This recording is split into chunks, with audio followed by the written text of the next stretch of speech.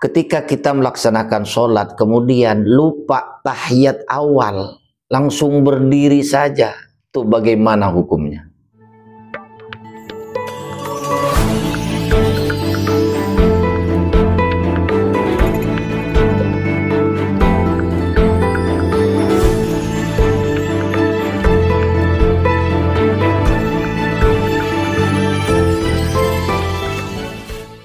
Assalamualaikum warahmatullahi wabarakatuh. Bismillahirrahmanirrahim. Alhamdulillahirabbil alamin, amma ba'du. Saudaraku seiman seagama, kita adalah manusia yang diciptakan oleh Allah Subhanahu wa taala, tidak luput yang namanya salah dan lupa, baik dalam kehidupan kita sehari-hari ataupun kita dalam beribadah. Nah, di sini saya ingin menjelaskan tentang orang yang lupa tahiyat awal ketika sholat fardu. Nah, semisalnya contoh sholat duhur kan 4 rakaat. Di situ kan ada 2 tahiyat, tahiyat pertama dan tahiyat akhir. Nah, ini lupa. Biasa manusia ketika ibadah entah dia ada yang dipikirin, mikirin sesuatu atau buru-buru kemudian lupa.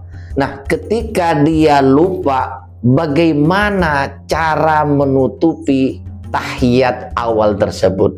Walaupun itu tidak masuk kategori rukun. Rukun sholat ada 13. Tahiyat akhir masuk di rukun. Tapi tahiyat awal itu tidak masuk pada rukun yang ke-13. Tahiyat awal itu adalah sunnah yang disebut dengan sunnah ab'ad. Walaupun ditinggalkan itu tidak dosa. Nah, perumpamaannya sunnah ab'ad itu adalah hilangnya satu anggota badan. Contoh, tangan. Tangan ini seandainya hilang, tidak akan menyebabkan kematian. Atau kaki, ya mohon maaf, kaki ini hilang, tidak akan menyebabkan kematian. Tapi, kalau orang tidak ada tangan, tidak ada kaki, itu kurang lengkap. Itu perumpamaannya sunnah ab'ad.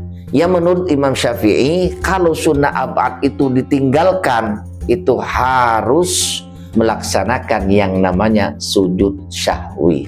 Nah, kalau sholat sendirian mungkin gampang, ya artinya kita sendirian tidak membebani orang lain.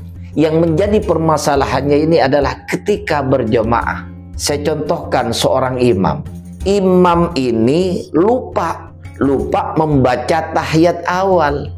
Nah, kemudian makmum sudah mengingatkan, subhanallah, subhanallah. Mengingatkan seperti itu sudah tidak berguna lagi ketika imam sudah berdiri tegak.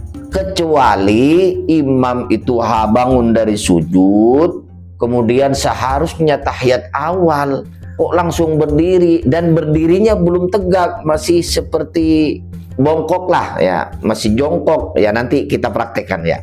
Nah, subhanallahnya itu pengingat dari makmum itu masih berfungsi, masih bisa duduk lagi. Tapi kalau imam sudah berdiri tegak, kemudian makmum juga lupa berdiri tegak juga, imam ini karena keterbatasan ilmunya, dia sudah berdiri tegak, duduk lagi. Bagaimana sikap makmum ini? Nah, makmum ini yang paham dia tidak akan mengikuti imam. Lalu bagaimana makmum ini sudah seharusnya wajib mufarokoh, jangan mengikuti imam. Kalau mengikuti imam, makmum ini malah tidak sah, karena imam itu sudah tidak sah sholatnya.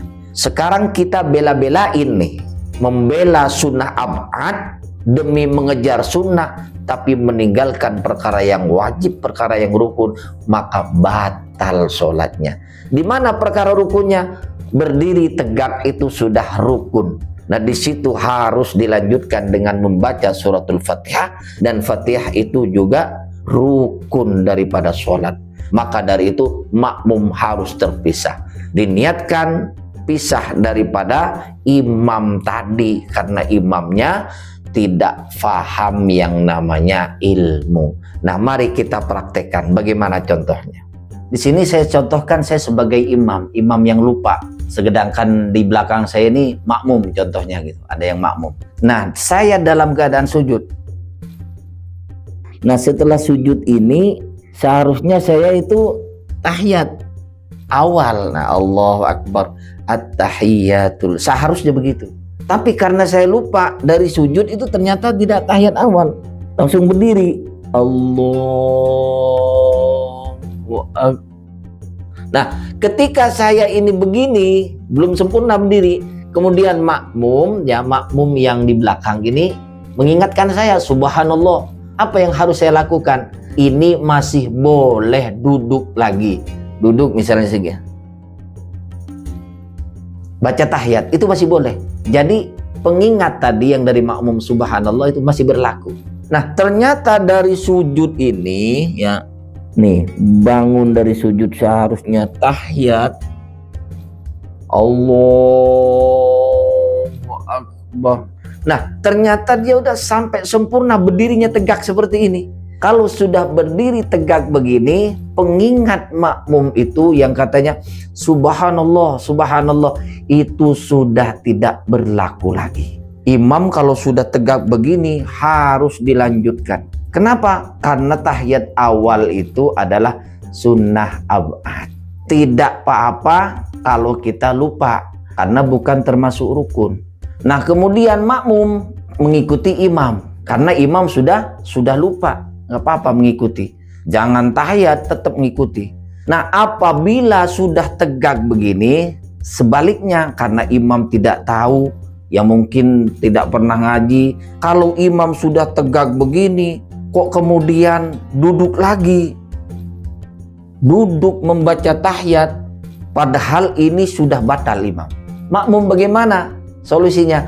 Makmum ini harus mufarokoh, keluar daripada sholat berjamaah, diniatkan sholat sendirian, niat pisah daripada imam. Lanjutkan berdiri, kemudian gerak sendiri, ruku, i'tidal, kemudian sujud sampai kelar. Nah, imam inilah yang batal sholatnya. Nah, disinilah perlunya memilih imam dengan selektif. Imam tidak cukup hanya fasih dalam Al-Quran, tapi harus memahami tentang ilmu yang namanya ilmu fikih. Nah, kira-kira seperti itu prakteknya. Saudaraku seiman seagama, itulah tadi telah kami sampaikan teori dan praktek jika tahiyat awal tertinggal. Nah, di sini saya ingin menyampaikan tambahan tentang sujud sahwi. Apabila meninggalkan sunnah ab'ad seperti tahiyat awal tadi, walaupun tidak apa-apa, tapi di sini Imam Syafi'i menyarankan untuk sujud sahwi karena sunnah ab'ad itu, saya kembali lagi menjelaskan, ibaratkan anggota tubuh, kalau tidak dilakukan itu akan seperti ada sesuatu yang kurang. Sujud sahwi kalimat bacaannya seperti ini. Subhana man la yanamu wa la yashu. Maha suci Allah yang tidak pernah tidur dan tidak pernah lupa. Nah, caranya bagaimana sujud sahwi?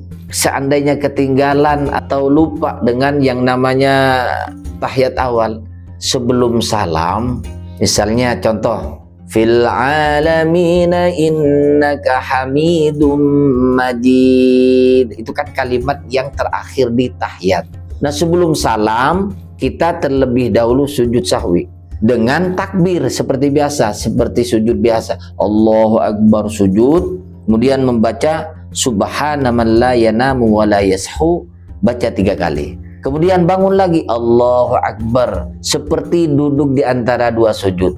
Kemudian baca apa ketika duduk? Tidak ada bacaan khusus ketika duduk di antara 2 sujud sahwi. Setelah itu sujud lagi, baca lagi seperti tadi, subhana man la yanamu wa la yashu, baca 3 kali. Setelah itu bangun daripada sujud, langsung salam, tidak baca at-tahiyat lagi.